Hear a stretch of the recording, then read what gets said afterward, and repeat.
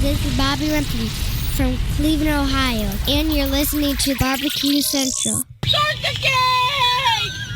Let's go! We'll do it live. Okay. Well, do it live! I'll write it and we'll do it live! So to get that perfect barbecue, you use wood. Are you sure it's safe? Whatever. We put the lighter fluid on, strike the match, and... Oh, should we call the fire department? That might be a good idea.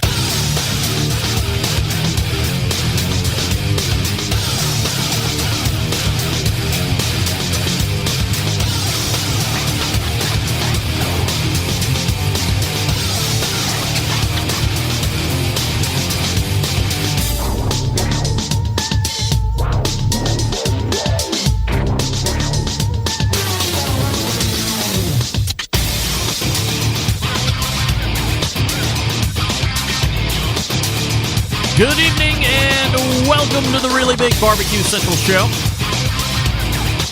A show that talks about all things important to the world of barbecue and grilling.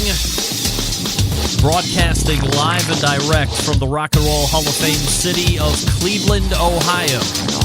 The barbecue capital of the North Coast. I am your program host, Greg Rempe. Happy to have you aboard here. If you want to jump in on the show tonight, share your take about live fire happenings, perhaps your own experiences over this past weekend, what have you. Here's your contact info. Hold on a second. I don't have that one unmuted.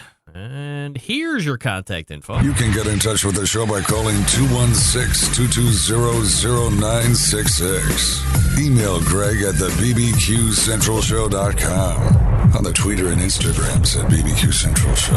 Everything else you want to find out about the show can be found at the main website, thebbqcentralshow.com. And here's what's happening in case you didn't get the newsletter coming up in about 13 minutes from now.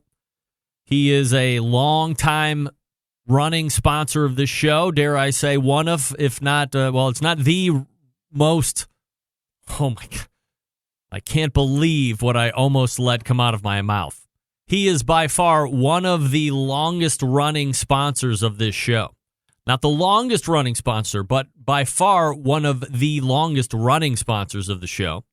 He makes a product that, especially if you are a lover of the pellet cooker, if you're not familiar with who he is, you definitely want to go ahead and make sure that you are on board with at least getting to know his product, because short of the cooker, his product is second most important. First most important thing about the pellet cooker is that it's a pellet cooker. Second are the pellets, and that's Chris Becker and CookinPellets.com making his triumphant return back to the Barbecue Central show. So looking forward to talking with Chris and seeing what's new in the pellet world. We'll also talk about any new products that he might have coming up and what business is like. I think we can all agree that from a very high level, especially when it comes to backyard stuff, I don't know if we've ever seen the show the show, of course, but the industry at itself has been on such a high rise. And everybody wants to be cooking the best barbecue and grilling the best foods possible. They're taking classes. They're finally investing in some really great cookers. And with the increase in popularity of just this industry, of course, dictates that quality products are being made because quality products are being asked for. And now you have a multitude of quality products because everybody wants to be the pit master of their neighborhood or king of their cul-de-sac. Having a very tough time talking in the open here. So we'll talk to Chris about all of that stuff. He's a very accomplished business person as well. And, Cookin Pellets is a huge business, believe it or not. So Chris Becker coming up in about 11 minutes. And then we will move to 35 past the first hour. And I will turn Steve Ray for 3 total segments, I guess, but twice in the same show, first hour and then second hour. 35 past the first hour, Steve and I will rejoin a talk that we had, it's got to be 4 or 5 years ago. Perhaps it was the first time that Steve's ever been on this show.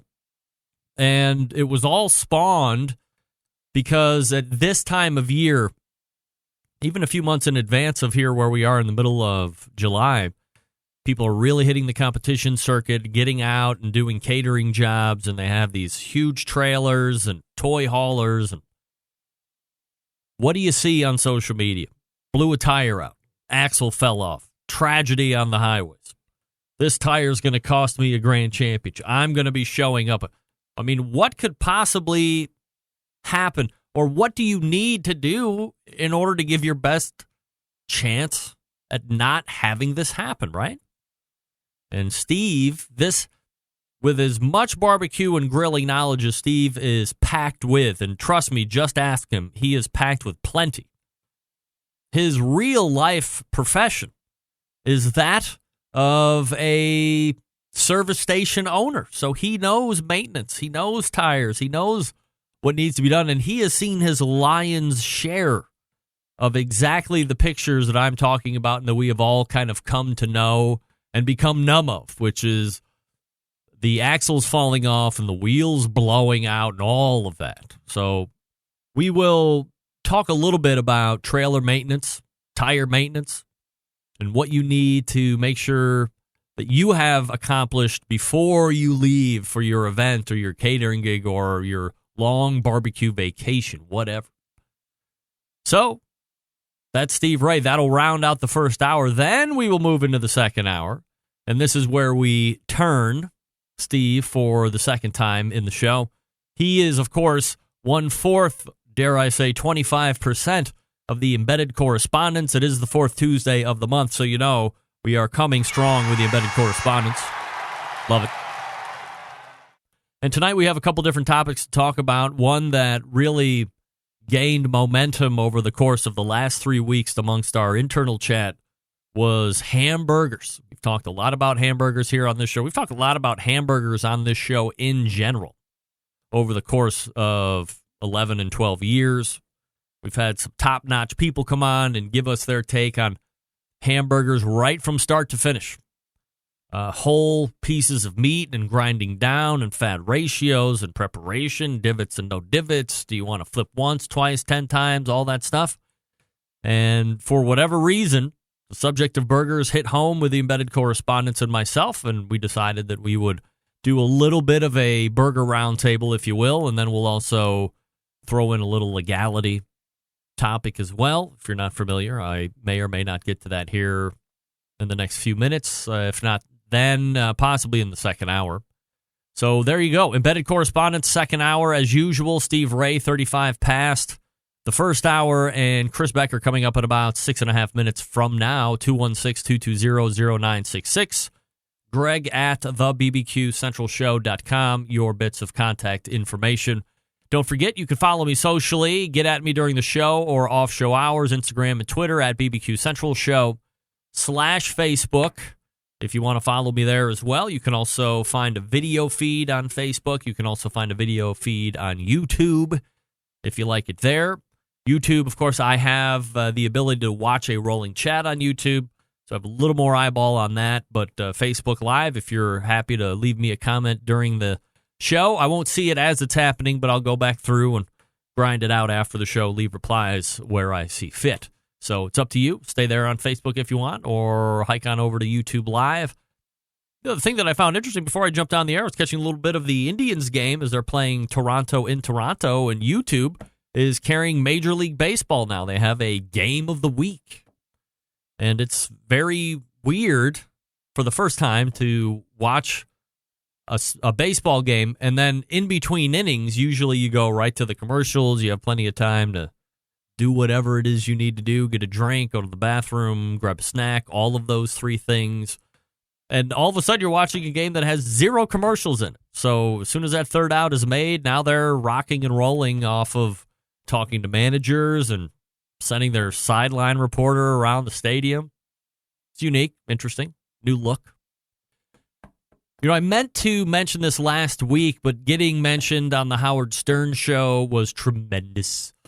And thanking the gentleman who turned my phone in were much more important than my self-indulgence. By the way, I do want to make a quick correction. I said that the Instagram count of the guy that turned in my phone last week, I said his name incorrectly. It's Manic_Vanity, MANIC. I think I said Maniac.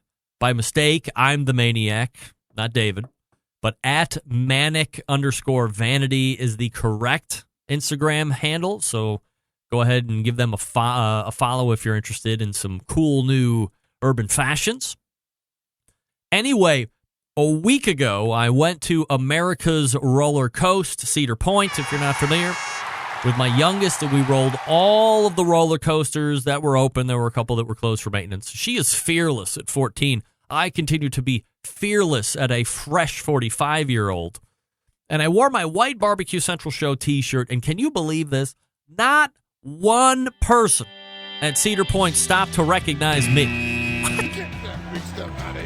Didn't stop me, didn't give me a sideways look, not one. How can this be? Are you telling me that not one Centralite was at Cedar Point on that very same Wednesday a week and a half ago? I can't believe it. Trust me, I'm as approachable as they come. See my shirt? There's a good chance that if you're in Ohio and you see a Barbecue Central Show shirt, it's probably me. Just walk on over and say hi. I won't even expect that you would want to do anything else than that. I might buy you a drink. You're telling me not one person out of the thousands and thousands of people that were at Cedar Point, not one person saw my Barbecue Central Show shirt and thought, that could be Greg Rempe right? My ego won't allow me to believe it. I'll just figure that everybody was a little too intimidated to just come up and say hi. And I'm here to tell you, very approachable, very approachable. I'm one of the people. All right, we have Chris Becker coming up in just a minute. Hartville Hardware, the 2019 Grill Fest is happening September 21st, 2019, all day long. And yours truly will be the show master of ceremonies all day long. We'll start in the morning. We'll go until the evening. There's Traeger grill demos. There's Weber grill demos. There's Big Green Egg grill demos. Danielle Bennett, Diva Q, will be the one at the Traeger demo. We're still waiting on who's coming up for the Weber. And Big Green Eggs demoer is Lisa Delgato. She is a local Cleveland chef. She does a little private chefing. She cooked for some of the Cleveland Browns. Does a whole bunch of stuff. And evidently she has partnered in some form or fashion with the Big Green Egg. So as soon as I figure out who that Weber person is going to be, I'll pass that along. And again, Diva Q, obviously the main talent pull, aside from myself. And again, I will be hosting the event or emceeing the event. And while the demos are going on, then it's like we're in show. I'm going to be asking Danielle and whoever the Weber rep is and this Lisa Delgado questions as they're cooking. Why are you doing that? What temperature this, temperature that? What's your favorite thing? What? We'll be taking questions from the audience. September 21st. Come on, get down to Hartville, Ohio. It's the largest hardware store in the world. Hartville Hardware. Google it. Come on. September 21st, we will be rocking and rolling with Diva Q and me. And quite frankly, that's all you need, but there's lots of other stuff going on there too. 3,000 square foot grilling fire zone, grill zone. Check them out. Look them up on Google. Hartville Hardware. September 21st for Grill Fest 2019, and Cookin Pellets is coming up.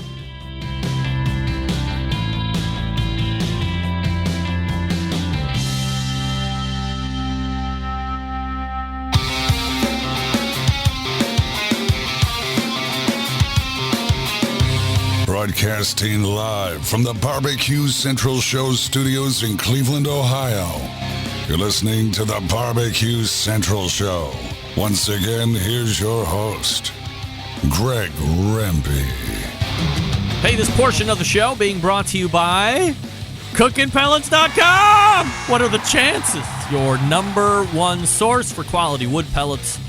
For all of your pellet-driven cookers, you visit CookinPellets.com for more information or to purchase. In lieu of that, you could also go to Amazon.com if you want. And they are buying out the state of Ohio, believe it or not. There's going to be like 5 fulfillment centers. 2 are going up right now as we speak. So that's CookinPellets.com, COOKIN, CookinPellets.com. All right. If that lead-in didn't give it away, we are talking to my first guest of the evening, the creator of CookinPellets.com, Chris Becker. CB, how are you, buddy? Good. How are you, Greg? I am doing Good to see you, absolutely pal. fabulous. Great to have you back on the show, Chris, so we can catch up and see what's happening in the world of pellets. So I guess, let's start there from a high level. As you look at the live fire industry, Chris, I think, if we look at competition, we could probably sit here and have a conversation of maybe the luster has started to fall off of the competition thing a little bit. But when you look at the backyard and what I see on a day-to-day basis and people that I'm interacting with, the live fire industry, I don't know if it has been more popular than it is right now and has been over the last couple of years. So as somebody who is in it and selling fuel into the industry, amongst other things, how are you looking at it? It's damn busy, Pally. Yeah. Let me tell you. I gotta congratulate you. Over and above on me, Barbecue Central Show, I got to tell you, you've been around forever. We're a proud supporter, but you've been around forever. And then to get mentioned on Stern, what the hell? I know. Come on. Look. Oh my God. Well, I'm best pallies with Jason Kaplan, show producer. Oh, that's awesome. Yeah. Good for you. That's great. It was great. Saw you. When did we see you? We saw you last. No, it was a couple NBBQAs ago when we were in Atlanta, I believe. Yeah, that's when it was. Jeez, It felt like yesterday. It's a whirlwind, Greg. It's nutty. So how's the pellet industry? Yeah, you know what? It's good. Yeah. I can't complain. We try to set ourselves off to the side of premium. We put it on the bag. Pellets are great. There's a lot of stuff out there that isn't so great, and I don't knock anybody's stuff. It's to each his own. But we just try making something, and we try making something that's good for everybody. You can't be all things to all people, but we try. So it's good. That's all I'll say. It's busy. It's good. We're constantly striving to do a little bit different than most others, and I think we do that pretty well. So when you're looking at building a pellet for the masses, or I guess the greater percentage of consumer and trying to stay out of the niche or the premium perhaps, how do you go about building that pellet that you think gives you the best shot at commanding that market? I got to tell you, it doesn't always work. That's the first thing. It's trial and error. And we came up with a pellet the end of last year. It was a sweet maple pellet, and the pellet was good, didn't travel well. We couldn't make the pellet good enough to where it stayed together and traveled well. And the problem is we don't like dust. So when people get it to their house and the bag's got a lot more dust than our normal product, that doesn't work well for us. Right. So because of that, and I think you even got some of those pellets, but because of that, we actually discontinued it. And that's not cheap to do, but we'd rather have a better product, something that has low dust, good BTU. We're a higher BTU than anybody. We have tons of reports to show that. But the point is, we'd rather make a good product and take a product away that doesn't work so well, so we only stay up at a level of premium. So, what causes a pellet to degrade in shipping? Is there not enough internal stickiness, or what? It's kind of a collective of things. Simply put, some pellets don't hold, or some woods don't hold moisture really well. Like when we make, there's three things in a pellet. It's moisture, wood, and then the lignin, or that natural binder that keeps it all together. So and we have to have moisture so it produces a good smoke. Obviously, you need wood, and then the lignin, which is its natural binder that is in all wood. And when you make a pellet at 195 degrees, kind of exudes out a little bit. And when it pushes through the die at 20 tons of pressure, that's that shiny surface on the outside that keeps it all together internally and out. That's actually lignin. And that collectively, in a weird chemistry way, if you lose sight of one of those a little bit, it kind of goes away. So our problem was the moisture content. We couldn't keep it up well enough. We thought it was, and then in shipping, and not that it went away, it just didn't make a really strong pellet. So and it makes a pellet that gets dusty, and that just doesn't work. So does that pellet have that shiny exterior initially, and it fades, or I mean, do you have most pellets? Yes, most pellets do. Through shipping, they get they're bounced around, they're roughed up. We have a pretty specific science on how we do our stuff. I mean, our perfect mix has been the same for like 7 years now, and it's like a guarded secret behind 2 vaults, a small Doberman, and a smaller guy with a machine gun. I mean, we're very protective of it. But the point is that there's a recipe that we do with everything, and that's what makes the pellet a little better, because when people buy it, there's not a lot there but pellets. There's a little dust. You can't get away from it. It's a natural occurrence in pellets when they get bounced around. But when it gets excessive, we don't like that, so we just stop. So, do you have a as it's coming through the extruder? Am I saying that right? Is there like a blade that's like chopping it into predetermined sizes? I guess the long way of the question is, do you have a specific size pellet that you shoot for? Because I assume there's some kind of a shaking thing that happens to separate out one size from the other, something like that too. Yeah. So in short, there is kind of a cut blade on it. It's a wiper blade. And there's a couple things that happen. The mill runs at a certain speed, pushes pellets through the die, and sometimes pellets are a little smaller. Sometimes they're a little longer. Mostly they're of the size of about an inch, inch and a half, inch and a quarter. But sometimes they're smaller when we first start up, because we have to get things kind of tuned in to get them all like synced together. So the pellets are still good. It doesn't make a difference whether your pellets are a half inch or an inch and a quarter.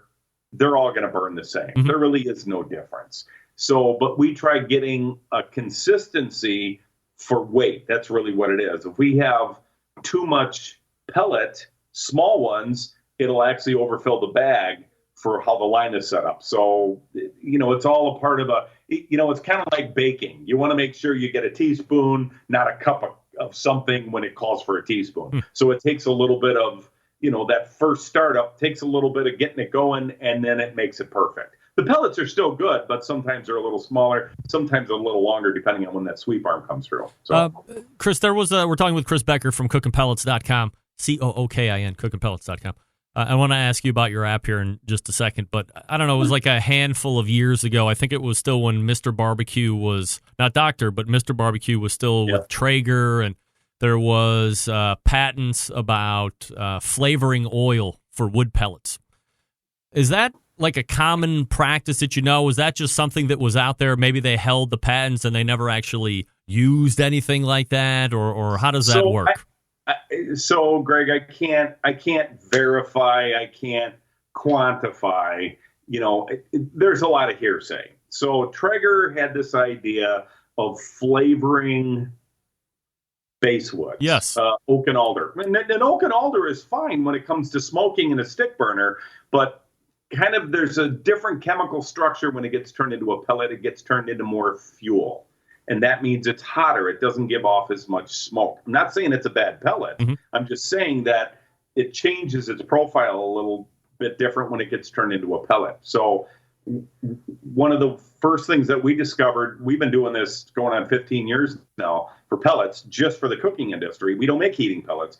But what we learned is if you use something that is based and turns into a fuel, it makes for a hotter cook and less smoke. And that's less flavor. So we don't use any oak or alder. Now, on the oil side, we don't use that. We don't flavor anything. I've heard that they tried flavoring base pellets of an oak and alder or whatever it was to try getting some, I don't know what they used, an oil that could have been an hickory oil or a cherry wood oil to try getting that taste out of there. I don't know if they still do it.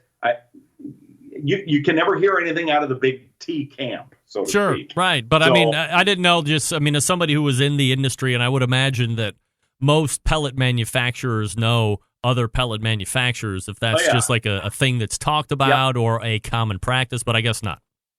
It's not a common practice. We do. In fact, we stopped using oils and only use a water to cool. We used to use a soy oil to cool very small amount in per ton, like a quart per ton, to help keep the dye cool. Mm-hmm. And what we found is we can use water to do the same thing. So it's a little bit harder on the dye. We end up turning the dye over and making new dyes sooner because the wood is very hard on the dye. It takes the sharpness away. And sometimes when you get our pellets, sometimes they're blonder, sometimes they're darker. It's the same pellet. The difference is the dye is a little older, so it'll toast the pellet slightly. That's really why they get colored. So, but water is the lubricant, pretty much. All right, Chris Becker joining me here on the show. So let's talk quickly about the app. I tell people during the read you should go and download the app, but from somebody who was obviously a crucial component of the whole app process, what's the win to download the free app? So, nothing. At this point. What are you talking about? This guy's a great sales guy, everybody. Oh, I'm such a great sales guy.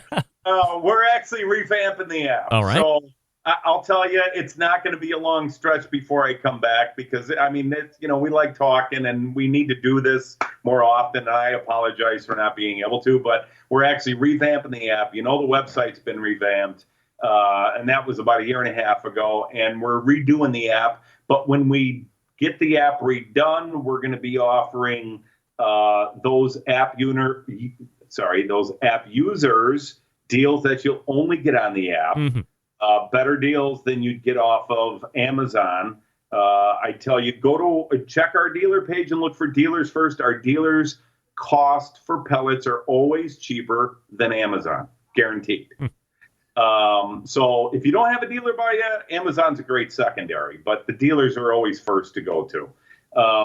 And then as far as the app goes, there's going to be a lot of specials on there that we'll be able to push that we're going to be doing. So as that gets closer to the app being done, some cool stuff, some new things on, how to cook certain things, how to cook certain foods with our pellets, and you'll be able to use the app more, actually use than just kind of scroll through information. It'll be a usable piece. All right. So in talking with the pellets, obviously, there are the flagship flavors and standbys that you have, but you're also a guy that isn't necessarily content with just sticking with that. You always like to develop something new, or as you had talked about with these maple pellets, try something a little different. There was that apple mash pellet that was out last year or the year before. So what's new in the pellet world for you? So we're still working on, we released, and I hate to say it, but and we're still working on it. We released a wine pellet, and this isn't a wine barrel pellet. Hugely different. A wine barrel pellet, and I'll be the first to say, it gives you no flavor of wine whatsoever. Wine barrels have a very little bit of wine that touches the actual barrel. It's kind of like when you buy whiskey barrel pellets. There's really not a lot of whiskey that touches that barrel, so you're buying oak. We have a different process that we use, and we did a sample of the wine pellet, and we got rid of like 12 tons in like a couple of weeks. It was ridiculous. Wow. The problem is our supply. So we're working at the supply again. I think we have something that's finalized coming up here close, and we're going to start making our wine pellets again. So are you buying wine and then making, are you literally buying wine and then somehow incorporating that into the pellet making process? I got to tell you, it's damn close to that. For right now, I got to deal with this. So, it's kind of like that. Yeah, we're doing it a little bit different way. But and I don't know if you try. I don't think we sent you any wine pellets when we had it. No. And it was very short. I mean, a couple of comps used it, and some people, really a lot of our base dealer customers had bought up some, and it went in a flash, and it was very good, and it smells and tastes like a wine. But so we're working on that. We're also working on doing some videos for the website that will go along with blogs. We're looking at a book right now. We're just starting to work on that, and we're doing a lot of stuff. So. Let me ask you. There's a topic that we're going to be running with in the second hour. burgers. So aside from being in the business of live fire, I mean, I know you're a fairly accomplished cook because you've done a bunch of videos and all that. So do you have a favorite way to make a burger? I do. Let's hear it. I will tell you in a quick and simple. I love prime rib burgers. I'm lucky enough to have a local butcher that will actually make me prime rib burgers. He does about a 70-30 mix, 70% prime, 30% regular good ground beef. And I then smother it. Once I make the patty, I soak it in, and I make numerous patties, 5 or 6 at a time. I separate them with wax paper, and then I put them in butcher paper and let them sit for a couple of days. But I smother them with a garlic olive oil, and either one that I make or a store-bought, but a very good garlic olive oil. And I leave it sit for a couple of days, and then I make the burgers, and salt and pepper only. And I'm telling you, oof, they're amazing. Do you add in any percentage of fat along with the mix? No? Usually the ground that I get is kind of the fat portion of it. I get a 70-30, but when he mixes that with the prime, because the prime doesn't have a lot of fat in it, so between the 70-30 and the prime, it's actually a pretty light burger. But then when you add the olive, it's light on fat, I'm sorry. And then when you add the olive oil in there, it kind of adds a little bit of that fat base back to it. I'm telling you, you got to try just douse the burger with olive oil, a good flavored olive oil, a Tuscan flavor, Italian herbs or garlic, and then leave them sit for a couple of days and then cook them. And oh my God. So what's your cooking process? What do you like?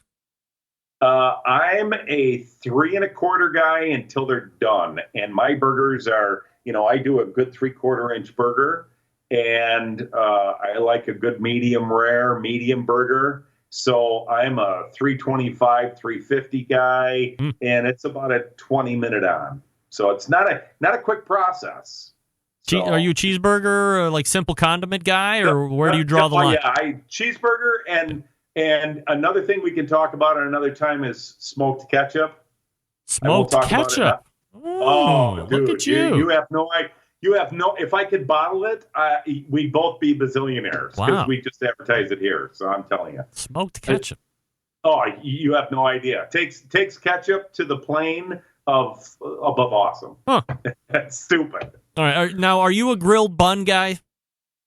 Toasted bun, I guess? No? No, I don't. I like a good, in fact, I don't usually eat my meat with a bun. Believe it or not, I'll have a pretzel bun on the side, but I like the meat to its own. I don't like mixing it, but I don't usually put a lot of condiments on it unless it's a black and blue burger, blue cheese, black and blue cheese kind of burger that, good, hearty, thick, crispy bacon with blue cheese. That's the only time I put it in a bun. A little bit of smoked ketchup and mustard on there. I'm very light on condiments. I like the taste of the meat. All right, last question, Chris, before I let you go, and I appreciate the time. And this is a huge subject. Actually, Jim EQ in Instant Chat is kind of leading the charge here, but I figure I'll ask it a different way.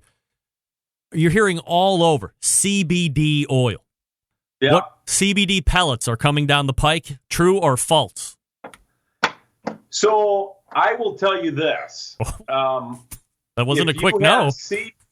If you have CBD pellets, the problem is the pellet will burn off the oil of the CBD. I will tell you, I know this for a fact, I'm a licensed grower in the state of Wisconsin. Really? Yes. For pellets? You're a funny guy. Yeah. No, I'm a licensed grower for hemp in the state of Wisconsin. Nice. So, and I got to tell you, there's a lot of oily pellets in our place. So generally what I find is the pellet will burn off any oil that's significant for a good use. I don't think you can do it. I don't think it's worthwhile. I think the pellet will burn the oil off the heat will burn it off before there's any positive outcome of it. I'd be the first one, and trust me, we've played. Yeah. I play a lot with a lot of CBD. I take CBD. I am a proponent. I believe in it 100%. Yeah, me too. We could talk CBD radio. I'm on it. I tell you, I'm 108 years old, and I look good for that. Look at you. You don't look like a day over 95, for crying out loud. It must be that CBD. Jeez, oh, Pete. Chris Becker joining me here on the show. The website, of course, cookinpellets.com, longtime supporter here of this show, which we certainly appreciate. Chris, always appreciate the time, man. Thanks so much. Yeah, no problem. Thanks, Greg. Congrats on the stuff. You got it. Great. Thank you, sir. There he is. Yep. That's Chris Becker right there on the Barbecue Central show. Finally, I realized how to get all of my channels in my main feed here. They keep flipping back layers. Thank God. Again, that's Chris Becker. CBD pellets. I thought that was kind of a throwaway question, but what do I always say? My throwaway questions always seem to garner the best reaction and aren't so crazy. Good job, Jimmy Q. I see Guy the Cooking Sim is in there as well. Welcome, Guy. Hey, why don't you both stop over to Big Papa Smokers right now and stock up for all your barbecue needs, especially with those great spices and rubs. There's 13 in total, perfectly balanced flavors. They will turn your ordinary meals into extraordinary. Also, they are tied up with that Steph Franklin character from Simply Marvelous Barbecue. They have formed the West Coast offense when you use those two products together. Use them however you want and invent your own West Coast offense. They also own Granny's Barbecue Sauce. Looking for a new go-to barbecue sauce that will please everyone? Why not try Granny's Barbecue Sauce? Now, aside from the rubs and sauces, they are selling a number of different cookers out there. Of course, the Big Papa Drum Smoker, which everybody loves. They also, or if you have the ability to get a drum itself, you can just buy their conversion kit. They are the exclusive online Mac dealer for the Mac pellet cookers. They even offer special packages. If you are more of a charcoal cooker guy, the Old Hickory Ace BP is the one you might want to look at. It's actually the only charcoal smoker that Big Papa trusts on his competition trailer. Plenty other ones to choose from. If you're not sure what you need, give them a call at 877-828-0727. That's 877-828-0727. And on a competition note, I think he was off this past weekend, but Sterling has tied up 2 grand championships in a row. So congratulations to Sterling and James.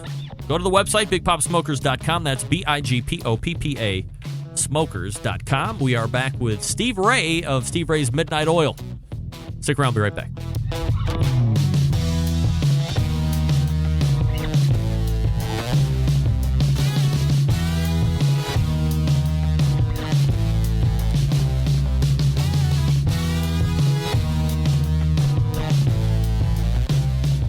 Continuing to produce incredibly mediocre content in an exceptionally professional way. You're listening and watching the Barbecue Central Show. Once again, here's your host, Greg Rampey.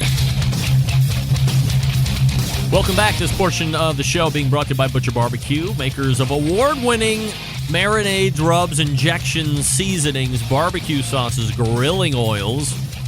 All the Butcher Barbecue products tested on the competition circuit as well as in backyards worldwide. Be the pitmaster of your neighborhood and visit butcherbbq.com. Stock up right now. Always trust your butcher. And speaking of Butcher Barbecue, Ooltewah's own dealer of Butcher Barbecue and the owner of Steve Ray's Midnite Oil, Steve Ray, joining me here on the show. Steve, how are you, buddy? Hey, Greg, what's up? I appreciate you doing a little double duty here. We're going to talk a little real-life man stuff, and then we're going to turn you back into the second hour, and we'll do the embedded correspondent stuff. So this is the serious stuff. Now, because we're talking about, I mean, certainly one could get their hands on a ill-manufactured pellet or perhaps one that's been soaked in a little CBD oil and it's not exuding the proper effects that you might have been hoping. But this is... that's not life-changing stuff, but this certainly could be, and we're talking about vehicle maintenance and specifically trailer stuff. As I had mentioned in the open, Steve, this is the time of year, even a couple months ago, you start seeing more and more competitors, the teeth of the summer are now sinking in, and they're really starting to hit the circuit. And as you know, Steve, being a competitor, there's not out of question to go thousands of miles to take part in a barbecue competition, and you're driving thousands of miles back home, towing something along behind your big four-wheel drive. And now you see the pictures. The tire's shredded. It's tipped over on the side of the road. I mean, things could go awry real quick. And my thought, and I think that's kind of how we originally got together, Steve, was how can I see this many of what appears to be the same thing? There has to be something that can be done to prevent it. And we did a segment a number of years ago, and I thought it would be good to kind of pull back out and refresh it for the folks who are going to be running up and down the summer, or at least for the balance of the summer here, depending on where you live. So let's start right off at the top. You have these toy haulers. You have these trailers that are for the convenience of the cooker. And I want to make sure that this thing is in the greatest shape possible. Do you believe, Steve, that people think that this maintenance, it just kind of skips the mind, or it's not on the front burner for whatever? There's not a wobble or a shimmy or a shake, so they just don't think about it until something drastic has happened? Because everything was fine when they pulled back in. You know what got me thinking about this again, Greg, was I was watching on Facebook, and Richard Fergala, Fergalicious Barbecue, posted pictures. He had a hub bearing that went off on the trailer brake axle of his cook trailer. The bearing seized on it and left him on the side of the road. And you know the problem with these cooker or these trailers that we all have is, you know, they're pretty, they're heavy anyway. But then we add like Richard, he's cooking on a Myron Mixon 48. That's 900 pounds on the back, plus all the stuff that he's got inside. That's more weight. And then you build up heat, especially on that axle that's got the trailer brake on it. And if you don't have that thing greased every time you come back in, you're just asking. I mean, you are just asking for trouble. I've got a little picture right here I wanted to show you. Let's see. Let me get on this one right here, Greg. Right there. That's an axle, and it is kind of held up, but you can see the galds in it. I don't know if you can see that. It's galded real bad. Do you want me to try it on my side, Steve? Yeah, can you? Yeah, can hold on. you? I think I got that. There you go. Yeah, that's fantastic. All those lines in there are heat lines. That's a good axle. There it is right there. Oh. That's the bad one. Look where all the nicks and all the galds are in it. That's where heat has gone. The bearing has seized up on it. And what happens then is that a spindle is no good. And you either have to cut it off and re-weld a new one on there, or if you have the bolt-on kind, you have to take it off and you have to bolt it on there. But that's the disaster. That's like one of the worst ones I've ever seen right there. So, and you know, that stuff is avoidable, Greg, just by simply maintaining that trailer. Most of the trailers, go back to that other one, that first one that you had up there. It looks like the brand new one.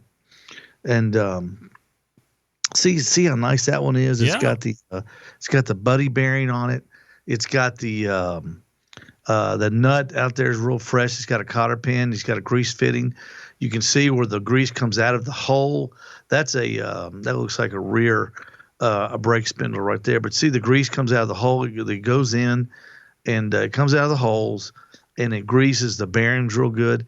And it is so easy to maintain because that grease fitting is right on the end. You don't even have to take the tire off the trailer, but yet we forget to do that. And you know, I've had my trailer probably just 2 years, and I've already taken the wheels off of it twice. On your and own? Inspected on my food trailer. Yeah. And I've inspected the spindles and repacked the bearings. You know, just hitting the grease ports there, and check those the rear axle brakes for any wear. Because I'm telling you, man, when you're breaking down and you've got all that stuff on that trailer, just like Richard did, it's a disaster. He had to have it. You know, the one wheel was just not enough support to take the trailer in, to limp it in. He had to have it towed. And that man, gets you expensive. talk about expensive. Yeah, no doubt about it. So is there when we talk about maintenance on cars, for instance, oil change, I think Well, I'm sure that's up for debate too, but the classic mileage is 3,000 miles, and then go in and change your order. If you have partial synthetic, you might be able to roll out a little more. Full synthetic, you might be able to roll a little more. But let's just use 3,000 just for ease of numbers. Is there a certain amount of mileage on tires and the wheels and the axles and all the stuff that you're talking about that you would want to check? Excellent question. On a trailer, 20,000 miles on the tires. Now they'll look good. But what'll happen is those trailers, they sit more than you're driving. And the worst thing to do for tires is to let them sit because they dry rot. They get cracks in them, especially trailer tires, because even though they're radials, they're heavy ply tires. They're usually 6 or 10 ply tires. And that rubber tends to break down, believe it or not, quicker than a radial tire on your automobile. And because so much weight is on those tires, they start to get cracks in them. And if you can pull up that one picture I sent of Harrison holding up that tire, I don't know if you've got it or not. Yeah, I got it. Hold on one second. Yeah, you can see where there it is. You can see how that carcass just exploded off the tire, and the actual side of that tire, Greg, stayed on the rim, and the carcass actually came off of the tire. So this person came in with a trailer. The tire was on the wheel, and the tire was still on the trailer, and the wheel had the inside of the tire, the sidewalls, but that was left. That when he came in, we just pulled that off by hand. So that's just like the top cap. Yeah, and look at the tread. You'd look at that tread if you're doing like a walk around inspection. You'd look at that tread and go, oh, okay, that looks okay. Yep. But see that the integrity of that rubber broke down, and then kaboom! When you get a little bit of weight, a little bit of heat, a little bit of speed, that's when they explode. And I mean, they will just explode.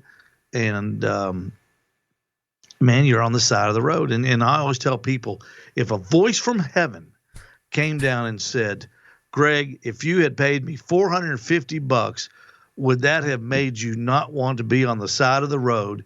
You'd have said, yes, sir, it would have. Mm-hmm. Because that's about what it costs to get all your brakes and your bearings packed and that sort of thing. You say, man, that's a lot of money up front. But then when you're sitting on the side of I-75 between Atlanta and Adairsville, and you're waiting on the record to come, man, $450, you're thinking that was nothing. I wish I had done it. Is this also a matter of making sure that you have proper tire inflation? And this is going to deviate from the question I just asked, but I apologize, but I don't want to forget it. Is there a easy ability to, once you get this trailer, it's rated for a certain amount of weight, being in the industry, to a certain degree, I think I have a good idea here. But if you buy that, like that trailer that's behind you, I assume that's your trailer, that's a certain weight, empty, and then, it can be rated for X, and then you start throwing all this other stuff into it. I mean, are most of these guys pushing overweight? No, not so much, because it is a tandem axle trailer. Yeah. But let me tell you what the biggest mistake is. People look on your trailer, when you buy that trailer, when you look in the owner's manual, it's going to give you the recommended inflation for your tires. Your tire size is going to tell you what tire size and what ply to run. And it's going to tell you what amount of air to put in the tire. What people do, they look on the tire, Greg, and it'll say maximum air pressure, 80 pounds. Yeah. That's the maximum. That's wrong. That's not where you find how much air to put in your tires. You put your air, you'll look at that sticker on that trailer or in your owner's manual. It'll say 65 pounds. It may say 50. Sometimes they'll even deviate from the front tire to the rear tire. On the front axles, they want 65. On the rear axles, they may want 75. That's very important. You don't want to put the maximum amount of air, because that makes those things oblong like an egg, and they will wear out a lot quicker, and the integrity of that tire will break down even faster than if you had to maintain the right amount of pressure. Now, I'm seeing some people talking about dry rot in the instant chat room here. So, I mean, that's, again, a thing where you want to keep the trailer moving as often as possible, or are there things that you can do to prevent dry, like tire covers if it's going to be sitting or something like this? Yeah, you can do that, Greg. Some people, like I know when I store mine, I'll put the jacks under it and take the weight off the tires. That certainly helps. But 20,000 miles on a trailer tire is about all you want. And I know the big teams, they say that's a year. That's right. That's a year. But what's the difference? If you're on the side of the road with a tire that's blown out, that's shredded, I bet you wish you'd have bought a tire and went by the 20,000 mile rule. They're not car tires. They're not built like car tires.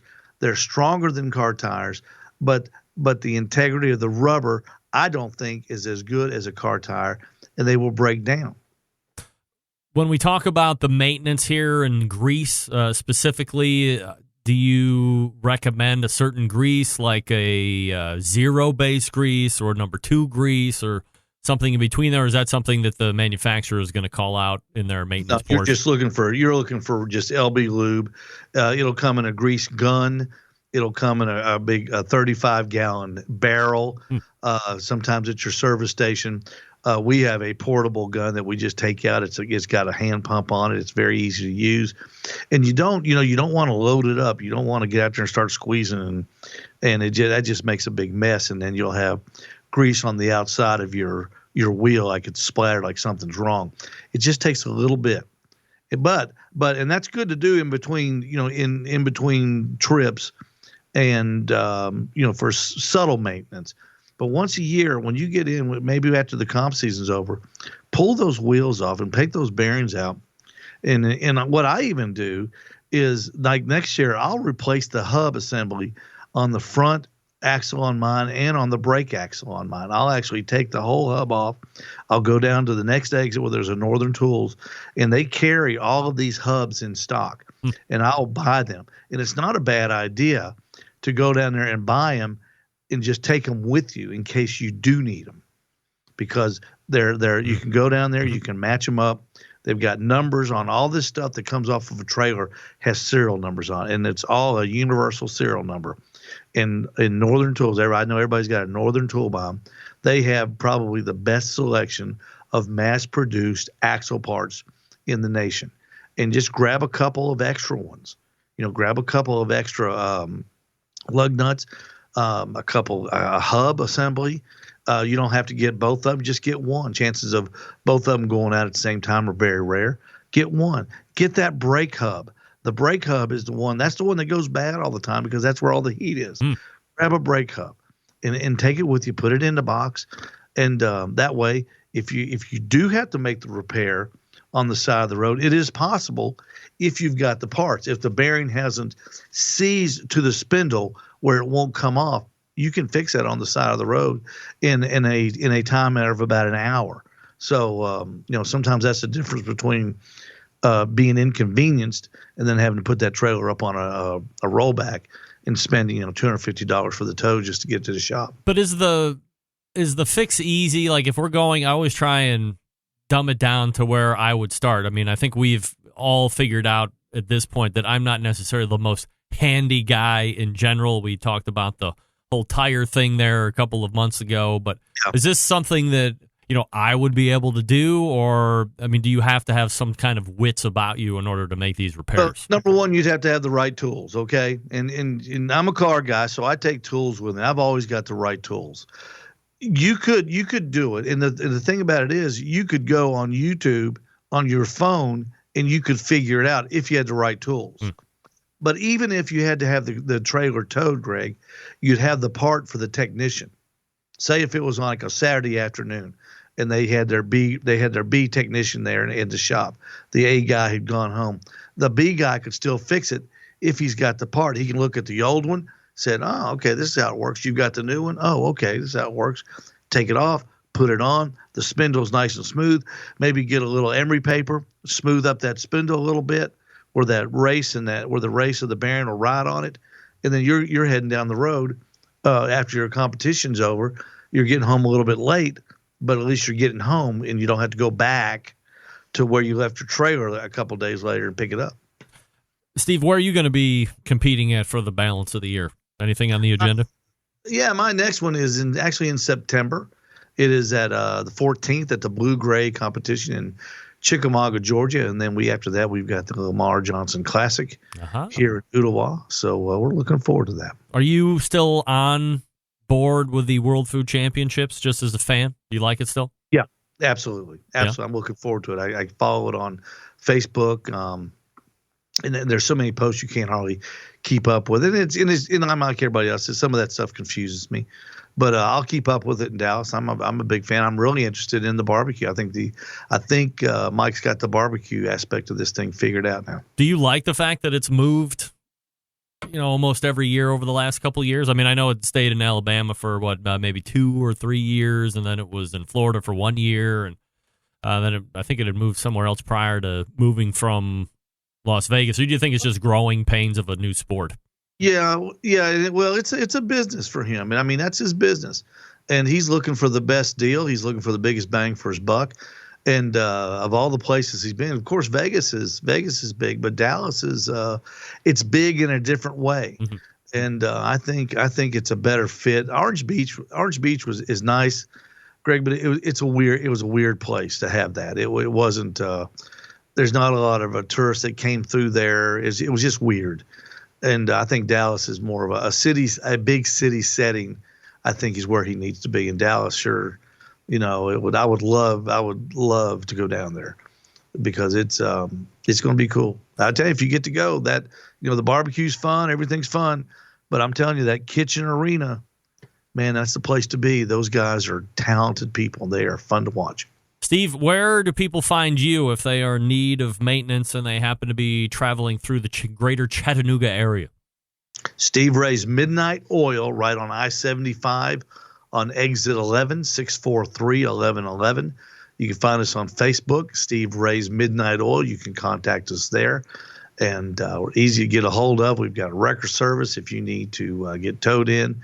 We can help you there. We stock tires. Northern Tools is just down the street where we can grab our spindles, and we can get you going. All right, Steve. Always appreciate the time here, and grab a quick beverage because we're going to turn you in about another 15 minutes. Sounds good, Greg. All right, there he is, Steve Ray, on the maintenance side of things right now, and then he will turn into the – that's not the right thing. He'll turn into the Tennessee Embedded Correspondent in about 15 minutes. So – a lot of great information there from Steve. And if you are, again, interested in getting a hold of Steve Ray's Midnite Oil on Facebook. And if you're happen to be traveling down the highway near Ooltewah or Chattanooga, I guess is the big name city that's by Ooltewah. Stop in for preventative maintenance, but on the off chance that you are in need of some dire assistance, he's there too. As he said, wrecker service. As Huff Daddy is pointing out in the instant chat, Steve Ray is the second longest running embedded correspondent of the Barbecue Central show. So, that's Steve Ray from Steve Ray's Midnite Oil with the trailer maintenance. Great stuff, and while it's a great learning experience to see you taking pictures of your tires or seized axles, we would rather not have to see that. Let that be a thing that's starting to grow in the past. Do your preventative maintenance. Grease your bearings, pack your spindles and bearings and your brake axles, and go to the Northern Harbor Freight and get that stuff so you're ready to make quick repairs. Like Ralphie's dad in the Christmas story, who always fancied himself on the NASCAR pits. All right, we're back to wrap the first hour right after this. Stick around. Big name interviews, advice on cooking brisket and ribs, and the only host willing to share his honest opinion on all things important in the world of barbecue. It's the Barbecue Central Show. All right, welcome back. By the way, special thanks to Jason King for the new logo. In case you didn't see, it's taking up the whole picture now. I had obviously pissed Jason off long enough for him to make me a correction on his own. Thank you, Jason. Mucho apreciado, muchacho. That means thank you, friend, in Spanish. Look at it. Takes up the whole screen. Very professional. All right, we are pointing to the second hour for the Embedded Correspondent segment. Refresh your libations, and we will be back. You're listening and watching the Barbecue Central show right here on the Barbecue Central Network.